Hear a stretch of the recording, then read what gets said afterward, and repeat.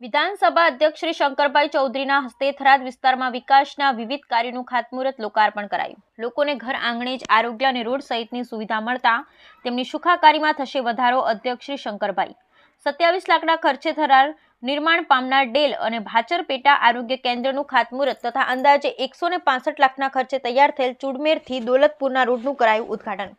રાજ્યના વિકાસ માટે સરકાર શ્રી હંમેશા પ્રયત્નશીલ છે। રાજ્ય સરકારના પ્રયત્નોથી રાજ્યના છેવાડાના વિસ્તારમાં અનેકવિધ વિકાસના કાર્યોને વેગ મળ્યો છે।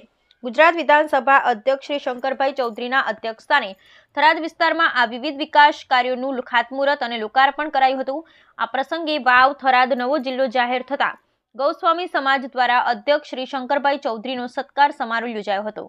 ગૌસ્વામી સમાજના તમામ લોકોએ સરહદી વિસ્તારને નવા જિલ્લાની ભેટ આપવા બદલ દેશના વડાપ્રધાન શ્રી નરેન્દ્રભાઈ મોદી, મુખ્યમંત્રી શ્રી ભૂપેન્દ્રભાઈ પટેલનો વિશેષ આભાર માન્યો હતો।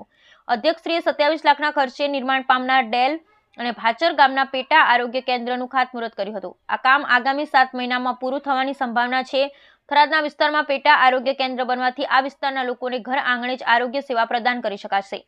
આ સાથે વિધાનસભાના અધ્યક્ષ શ્રી શંકરભાઈ ચૌધરીના હસ્તે અંદાજે 165 લાખના ખર્ચે તૈયાર થયેલ ચુડમેરથી વાયા મહાજનપુરા દોલતપુરા રોડનું ઉદ્ઘાટન કર્યું હતું।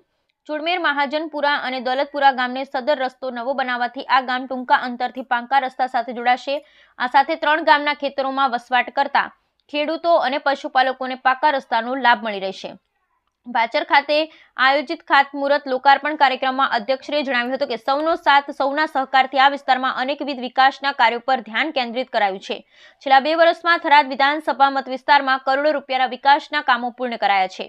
અધ્યક્ષશ્રીએ જણાવ્યું, લોકોને ઘર આંગણે જ આરોગ્ય સેવા આપી શકાય તે માટે પેટા આરોગ્ય કેન્દ્ર, પીએચસી, સીએચસી સહિત ચાલુ વર્ષે થરાદ ખાતે ડિસ્ટ્રિક્ટ હોસ્પિટલનું પણ લોકાર્પણ કરાશે। આ સાથે તેમણે થરાદ ખાતે આગામી સમયમાં કેન્સર હોસ્પિટલ બનાવવાની પ્રતિબદ્ધતા વ્યક્ત કરી હતી।